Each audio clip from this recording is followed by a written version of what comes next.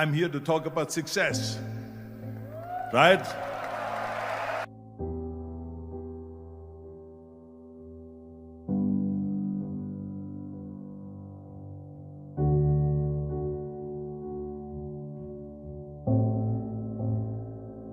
The first rule of success is to have a vision. You see, if you don't have a vision of where you go, and if you don't have a goal where you go, you drift around and you never end up anywhere. It's like you can have the best ship in the world, you can have the best airplane in the world. If the pilot or the captain doesn't know where to go, it would just drift around. It would not end up anywhere, or most likely in the wrong place. So I was very fortunate that I stumbled onto my vision. I mean, as you know, I was born in 1947 in Austria after the Second World War. And I didn't really like Austria when I grew up. I couldn't wait to get out of there. I couldn't see myself becoming a farmer or a worker in a factory or anything like that. Even though my parents wanted me to stay there and have a normal life. My father wanted me to become a police officer like he was. My mother wanted me just to stay there and marry a girl with the name of Heidi, hopefully, and have a bunch of kids and run around like the Van Trapp family in The Sound of Music.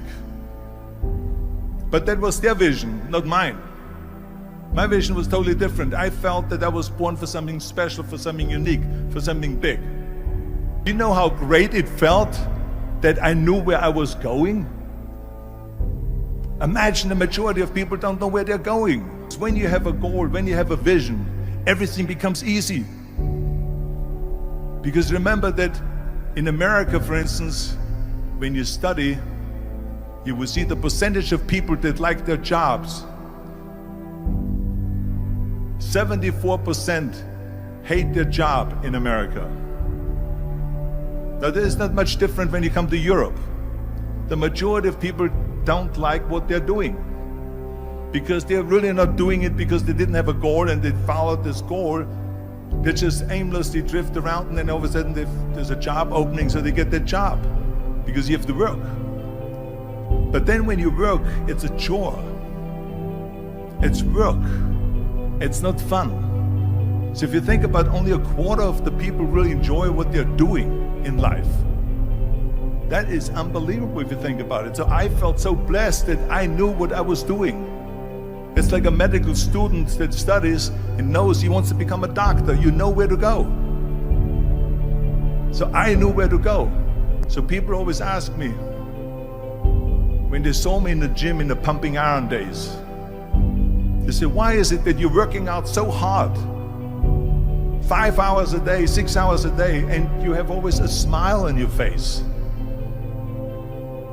The others are working out just as hard as you do, and they look sour in the face. Why is that? And I told people all the time, I said, because to me, I'm shooting for a goal. In front of me is the Mr. Universe title. So every rep that I do gets me closer to accomplishing that goal, to make this goal, this vision turn into reality. Every single set that I do, every repetition, every weight that I lift will get me a step closer to turn this goal into reality. So I couldn't wait to do another 500-pound squat. I couldn't wait to do another 500-pound bench press. I couldn't wait to do another 2,000 reps of sit-ups. I couldn't wait for the next exercise, for the next half hour of posing and all the kind of things that you have to do to be a champion. And with the age of 20, I went to London and I won the Mr. Universe contest as the youngest Mr. Universe ever. And it was because I had a goal. So let me tell you something, visualizing a goal and going after it makes it fun.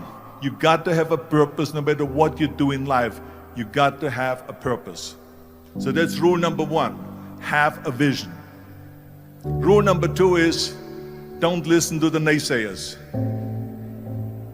Don't listen to the naysayers.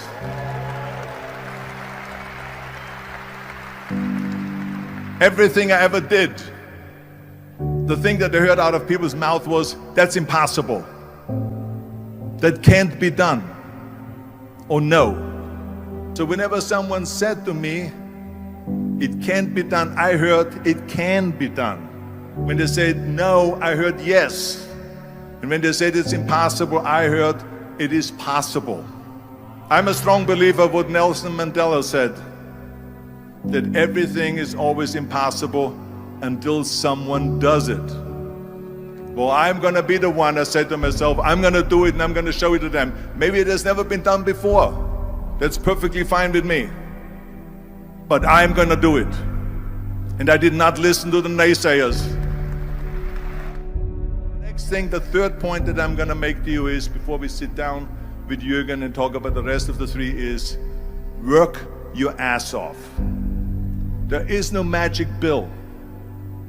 There is no magic out there.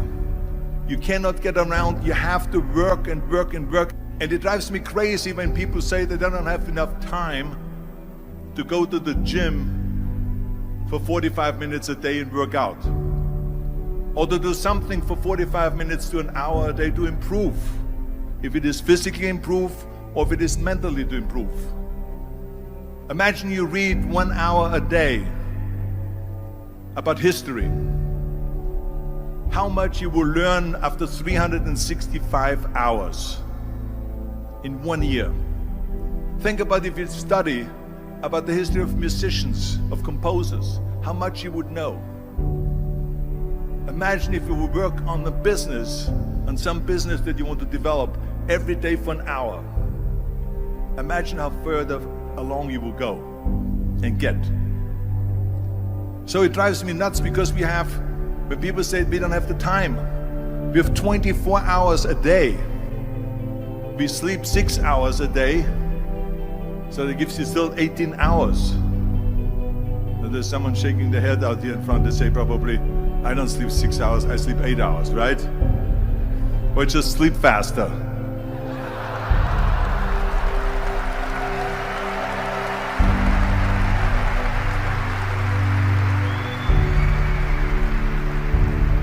So we have 18 hours a day. The average person works around 8 to 10 hours. So let's assume it's 10 hours, so we have 8 hours left. Then you travel around an hour a day, maybe 2 hours a day. So now you have still 6 hours left. So what do you do with these 6 hours? What do you do with these 6 hours? Then we eat a little bit, then we schmooze a little bit, talk a little bit to people and all that stuff. But you can see how much time there is available if you organize your day.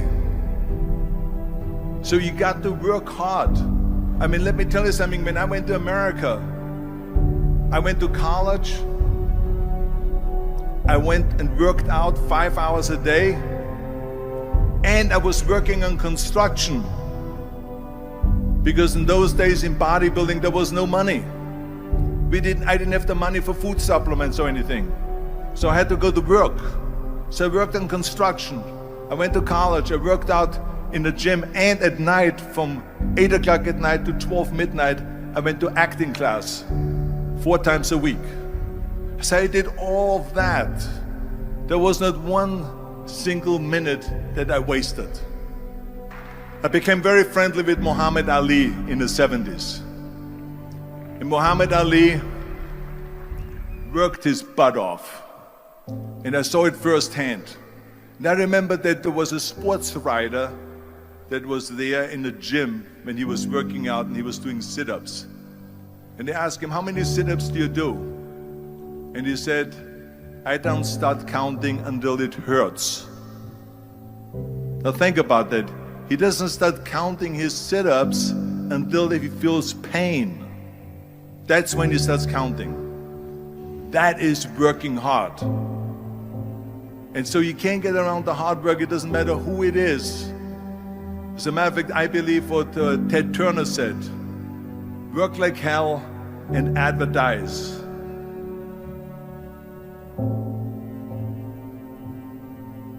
You get it? Work like hell, go to bed, and early to rise, work like hell and advertise. So you work your ass off, and then you let the world know about your work. That's what it is all about. Let people know. If you have a company, if you have a movie, if you do a sports, work your ass off, but then advertise and let everyone know. I hate plan B. And I tell you why. Because we have so many doubters, as I've said earlier, the no-sayers.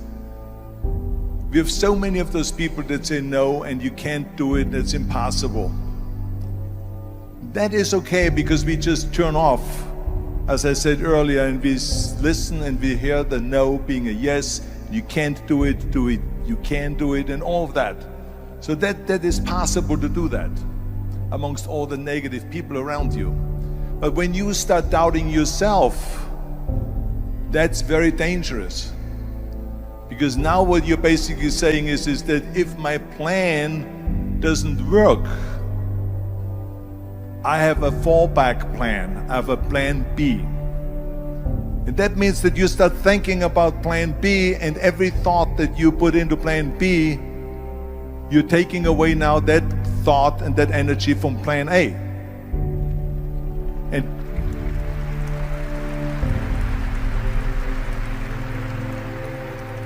And it's very important to understand that we function better if there is no safety net, because plan B becomes a safety net. It says that if I fail, then I fall and I get picked up and I have something else there that will protect me. And that's not good, because people perform better when there's no safety net.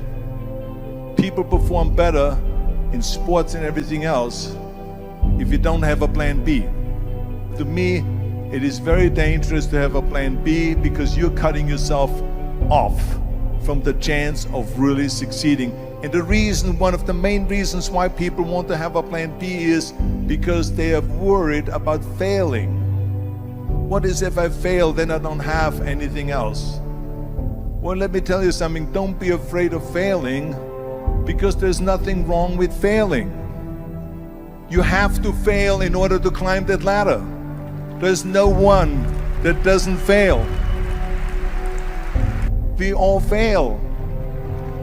It's okay.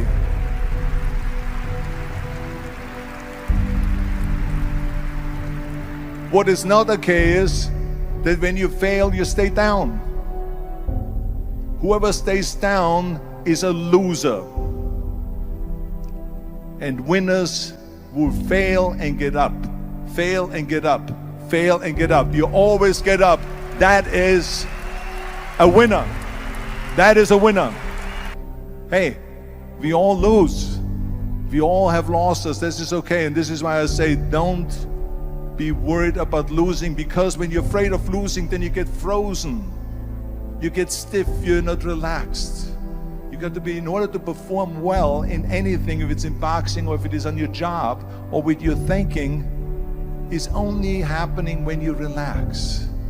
So relax. It's okay to fail. Let's just go all out and give it everything that you got. That's what it is all about. So don't be afraid to fail. This is one of my 6 rules to success. You can only feel complete as a person if you think about what can you do for your fellow member around you that maybe needs help. I felt like that everyone has a different motivation why you get into that. I was an immigrant going to America, and I saw how America was the most generous country in the world. I mean, they opened up their arms to me, they helped me, they invited me for Thanksgiving dinner. The people, they brought me the bodybuilders in the gym brought me plates to my apartment because I had no plates, I had no silverware, I had no bedware, I had no pillows, I had no blanket, I had no TV, I had no radio, I had nothing. They brought it to my apartment. They helped me. And I saw that firsthand, this generosity in America. And I said to myself, as an immigrant that is being embraced with open arms, that I need to go and make sure that I give something back.